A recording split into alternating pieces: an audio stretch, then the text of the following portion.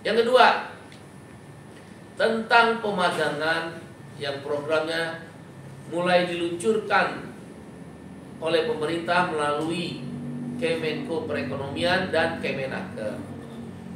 Program pemagangan di dalam Undang-Undang Ketenagakerjaan adalah program yang untuk orang sekolah, bukan untuk orang kerja.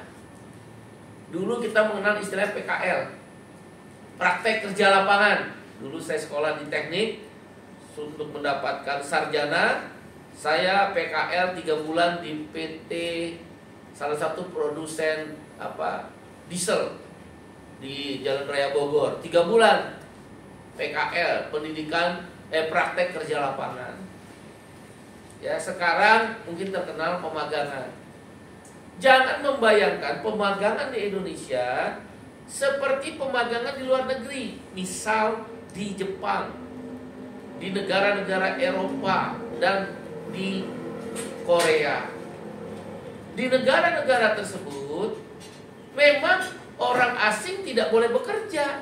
Di Jepang misal, Undang-Undang Ketenagakerjaan Jepang itu melarang orang asing bekerja.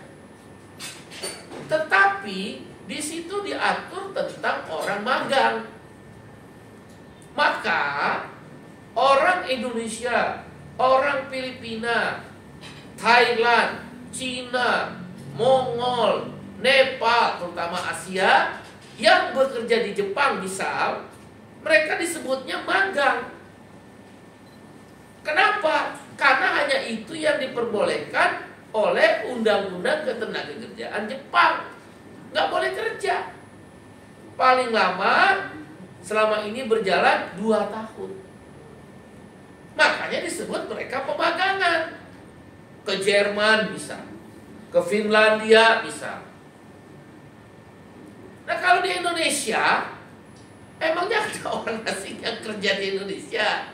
Undang-Undang Ketenagakerjaan di Indonesia, baik Undang-Undang Nomor 13 Tahun 2003 maupun Undang-Undang Cipta Kerja yang masih berlaku, dan undang-undang yang diputuskan oleh Mahkamah Konstitusi Nomor 168 Tahun 2024, pemagangan itu orang sekolah, mau lulus kuliah atau mau lulus SMA atau SMK, mereka praktek kerja lapangan.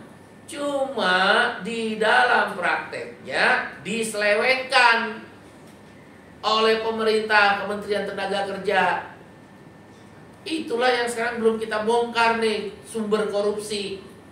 Siapa penyalur pemagangan? LPK, lembaga pelatihan atau pendidikan ketenagakerjaan.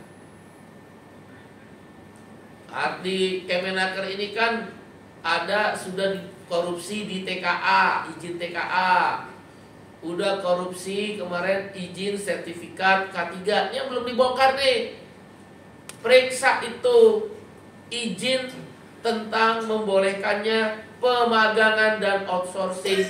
Itu lebih besar dugaan sementara ini sumber korupsinya, karena jumlahnya puluhan ribu LPK tadi. Ini belum kebongkar aja nih yang ketiga. Ya, makanya Menteri Tenaga Kerja dan Wakil Menteri Tenaga tidak mengerti tentang ketenagakerjaan. Tapi saya menduga mereka tahu ada sumber korupsi.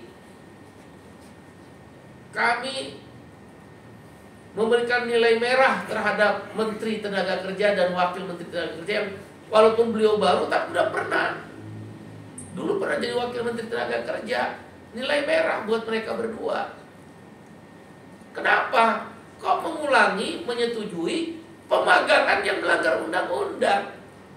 Kok Presiden tidak diberikan masukan yang benar? Ini kan kita tahu usulan ini dari Kemenko Perekonomian. Kemudian Presiden mungkin mengadakan semacam ratas, termasuk Menaker dan menteri lain dipanggil, tidak diberikan masukan. Pemagangan seperti ini salah, karena pemagangan hanya untuk anak sekolah atau perguruan tinggi. Silakan diberi judul pemagangan menghina lulusan sarjana. Silakan itu menghina lulusan sarjana. Apa maksudnya menghina? Menghina quote and quote ya, tanda petik. Satu, orang kuliah sarjana itu susah. Masuknya di UI susah, IPB, ITB, UGM dan lain sebagainya. Bahkan yang swasta mungkin Gunadarma, ya, Yarsi mungkin, atau Unika Atmajaya, Tarumanegara, susah, mahal. Tiba-tiba begitu lulus dikasih. Nah, ini yang aneh. Kalau Pak Menseska, Pak Teddy bilang UMK Kabupaten Kota. Pak Airlangga bilang UMP.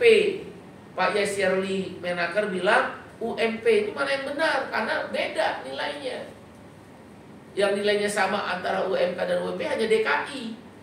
Di luar DKI ada UMP, ada UMK. Yang diumumkan oleh Pak Airlangga itu anggarannya 389 miliar untuk 6 bulan bagi 20.000 tenaga pemagangan. Sarjana yang fresh graduate 1 tahun ke bawah. Kalau saya nggak salah 389.000. Saya lebih percaya omongannya Pak Airlangga, bukan yang disampaikan oleh Pak Teddy. Pak Teddy salah. Pak Teddy menyebutkan contoh DKI, benar. Tapi untuk daerah lain tidak berlaku. Bukan UMK Kabupaten Kota, tapi UMP. Kenapa? Hitung aja sederhana. Rata-rata UMP ya, provinsi. Rata-rata provinsi itu katakanlah saya upgrade 2,5 juta. 2,5 juta per orang. Kalikan 6 bulan. Kan 6 bulan saja. 2,5 juta rupiah per bulan kali 6 bulan 15 juta. Jadi per orang anggarannya 15 juta. 15 juta kalikannya 20.000, kan 300 miliaran. Jadi benar itu Airlangga. Pak Teddy salah. Karena beliau mencontohkan UMP DKI. Tapi apakah benar orang kerja di Bekasi dengan orang kerja di Pondok Ungu Jakarta upah minimumnya 2 kali lipat yang diterima dengan pemagangan pada pekerjaan yang sama? Nggak mau sarjana-sarjana itu. Jadi ini menghina tanda petik ya, menghina lulusan sarjana. Yang menghina kedua, katanya kita disuruh sekolah tinggi-tinggi. Kok disuruh sekolah tinggi-tinggi, disediakan lapangan kerja untuk orang yang UMKM. Harusnya ini untuk UMKM. Berlaku UMP itu UMKM mungkin ya. Nah, sudah mendaftar 1.000 perusahaan. Berarti kalau 20.000 tenaga kerja yang dikotakan bagi 1.000, setiap perusahaan 2. Gak adil dong. Masa Toyota gaji sarjana cuma 2 juta, Toyota Kerawang, Panasonic Bekasi gaji sarjana 2 juta, kan kelewatan. Selama 6 bulan yang diuntungin siapa? Bukan sarjana, si pengusaha, nekan labor cost. Jadi bilang menghina. Yang ketiga, alasannya dibilang menghina, ini disuruh kerja ngapain sarjana? Masa sarjana suruh nyekruk, suruh nyupir forklift, suruh nyapu-nyapu, itu sih baik. Tapi dia kan kerja 8 jam. Ini yang nggak pasnya. Jangan menggunakan istilah pemagangan ke luar negeri. Ke Jepang itu pemagangan aja di Jepang. Orang yang magang di Jepang, lulusan SMA, itu upah minimum Jepang kira-kira 200.000 yen. 200.000 yen itu sekarang mungkin sekitar 22 sampai 25 juta. Di sini sarjana suruh magang 2 juta. Anda mau sarjana digaji 2 juta, itu pun suruh nyupir forklift. Masa kita ikutin kemauan kayak begitu? Ini kapitalisasi dari Pak Airlangga. Pak Presiden tidak dijelaskan secara utuh oleh Menaker, oleh Wamenaker. Terus tugasnya Menaker dan Wamenaker apa? Pak turut cuma nyusahin buruh. Kan tugas beliau menjelaskan yang benarnya. Saya yakin Pak Prabowo kalau dijelaskan yang benar pasti tidak mau jalanin ini. Buktinya apa? Sampai seorang Seskap datang ke Menaker, meralat, sepertinya meralat bahwa itu adalah UMK kabupaten kota. Ya, jadi ini yang saya bilang menghina. Oleh karena itu kepada para sarjana, pikirkan kembali. Pikirkan kembali.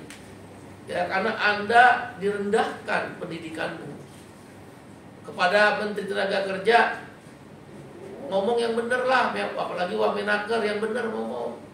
Menteri Dikti ngomong yang benar. Menko Perekonomian jangan terlalu kapitalis, liberalis. Kita bersyukur pemerintah memberikan pekerjaan, bersyukur. Tapi imbal baliknya yang benar. Imbal baliknya yang benar gitu. Jangan melanggar undang-undang. Kita bersyukur pada Pak Presiden Prabowo memikirkan bagaimana sarjana fresh graduate kan susah mencari kerja karena selalu dicari yang pengalaman. Tapi imbalannya yang benar. Masa disuruh di operator nyekrup aja pengalaman. Kan mereka bilang upgrade skill. Skill apa? Anda urusan komputer, IT, suruh nyekrup. Kira-kira upgrade skill Anda meningkat gak? Misal suruh dorong-dorong lori, kira-kira upgrade skill Anda meningkat gak?